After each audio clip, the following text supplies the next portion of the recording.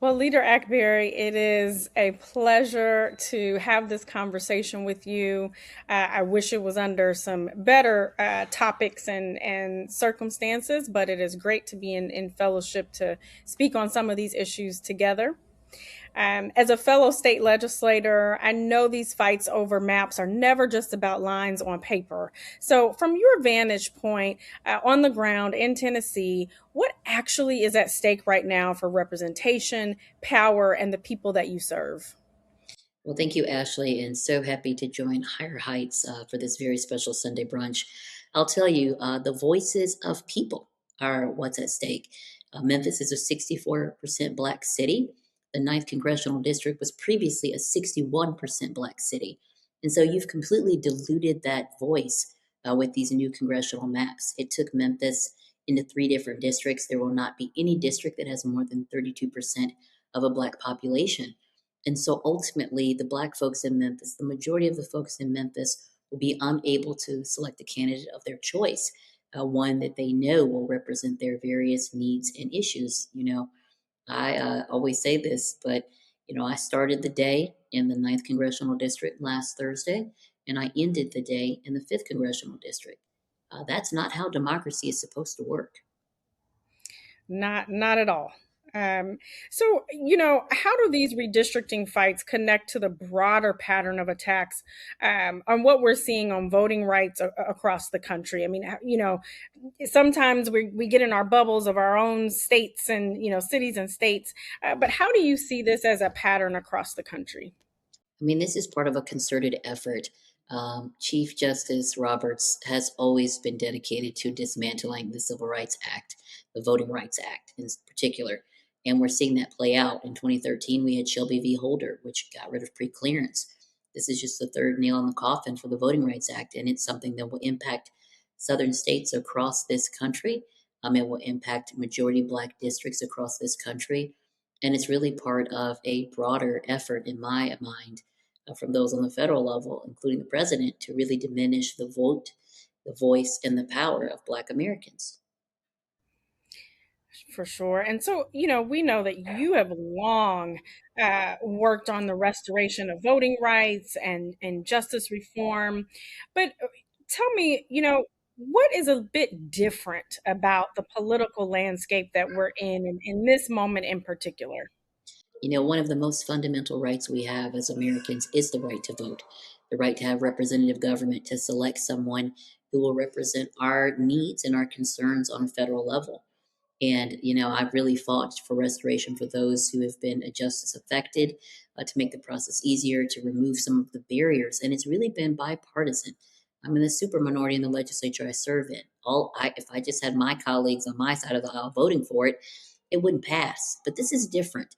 And I tried to express it to my colleagues. It gets to the very root of Black representation. It is dismantling a voice in a majority Black city with no regard, saying that it's partisan when it's really tied to the needs of a specific community.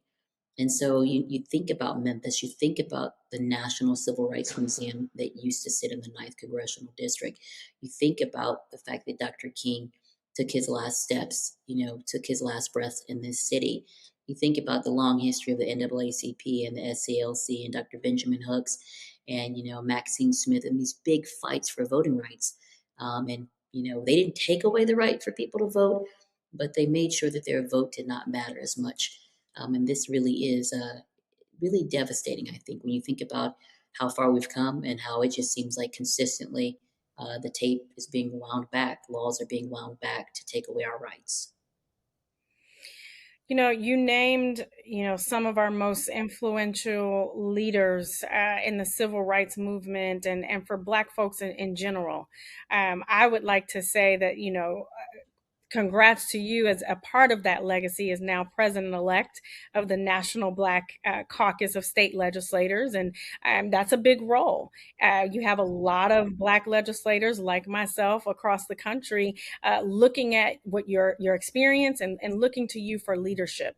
So I ask in this moment, what does solidarity look like, right? How do we step outside of our bubbles, and how can Black legislators show up for you all in this way that is actually helpful to the people of Tennessee? I think, Ashley, you nailed it, right? We have to step outside of our bubbles and we have to recognize what people are actually experiencing on the streets in our communities, right?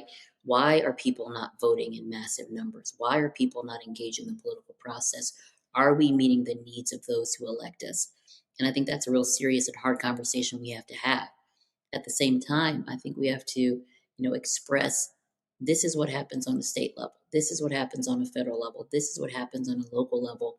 There are people who do not have any concern for your voices because you're not being heard, you're not voting, and they're making all the decisions that will impact your community. And so I think we have to engage with people that we've never engaged with before. We have to step outside of, well, I'm going to wear my suit, I'm going to drive up to the Capitol, and we need to put on our tennis shoes and we need to put, feet to pavement. And we also don't need to reinvent the wheel. There are so many great groups out there, like Higher Heights, like the NAACP, like Black Voters Matter, like the National Council of Negro Women and the Divine Nine, who are doing this work. We need to engage with them and we need to put ego aside and focus on the people because honestly, that's an expression. If you're not at the table, you're on the menu. We've been on the menu for far too long, and we've got to make sure that we're at the table and we're also bringing people with us. It's not an exclusive table, it should be a table for everyone. Well, here at Higher Heights, that is, we're no stranger to bringing folks with us. And as Black women, we bring our church members, our neighbors, sorority sisters, whatever it may be. And Black women continue to lead organizing and advocacy efforts in the South and all across the country. But what role would you say Black women are playing specifically in this fight right now? I mean, Black women are doing what we've always done, and that is to stand up and to stand in the gap.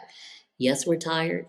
Yes, we're exhausted, but we know that those that came before us, like Shirley Chisholm, like Fannie Lou Hamer, who have cleared the way for us, who fought in other circumstances, like Harriet Tubman, those are women who had to face even higher obstacles and they kept going.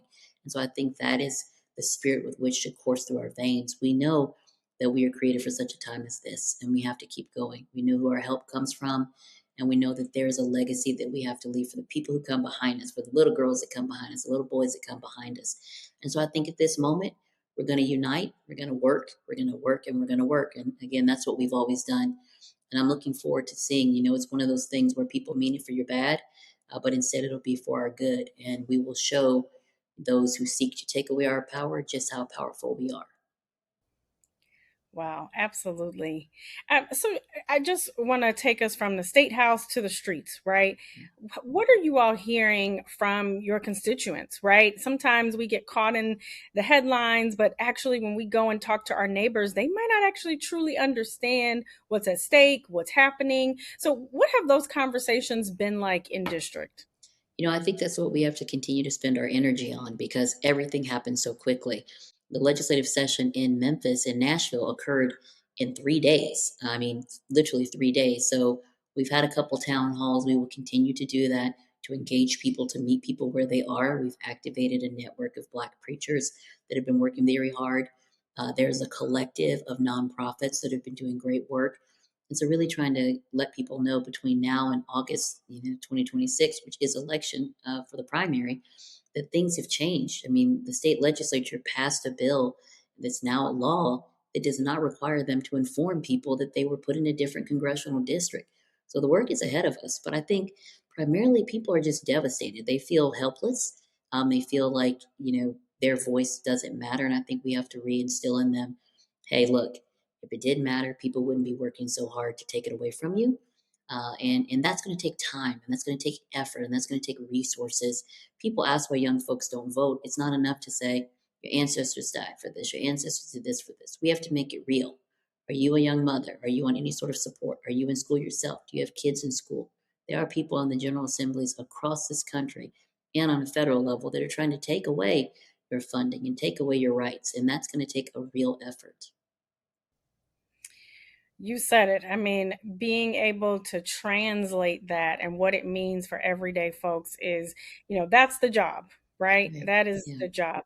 So I will just leave you with this because, we have folks who are watching and they're going, well, how do I help? She's in Tennessee, I'm in Michigan or whatever it may be. What does it look like for the folks who want to take action? What can they do on their own and in their own states to make sure that they support fair representation? Well, I think one, you have to stay vigilant, right?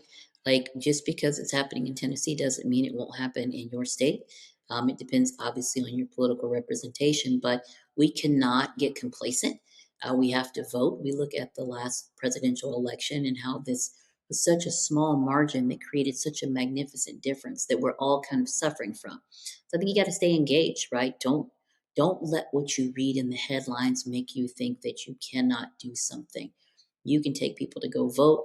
You can engage with local candidates that align with your ideas, and you yourself can run for office. Most of these general assemblies are constituent led, not constituent led, but citizen led.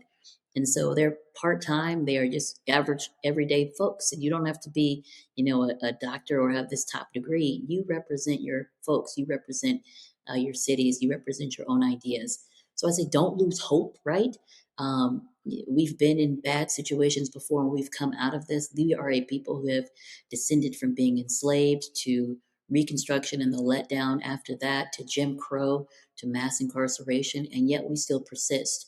So find a way to serve. You might not be good to be a candidate, but you might be good to drive a bus and take people to go vote. You might not be good to work a poll at a voting site, but you might be good to register kids in high school. Find where you can serve. Don't get tired. Don't give up, and just keep moving forward. Thank you. Well, Leader Akbari, we are so grateful to have you here with this Sunday brunch. We are rooting for all of you, and we will take your words and make sure that we are taking action in our respective states. So thank you. Of course, we got to keep the faith. We got to keep the fight. Absolutely.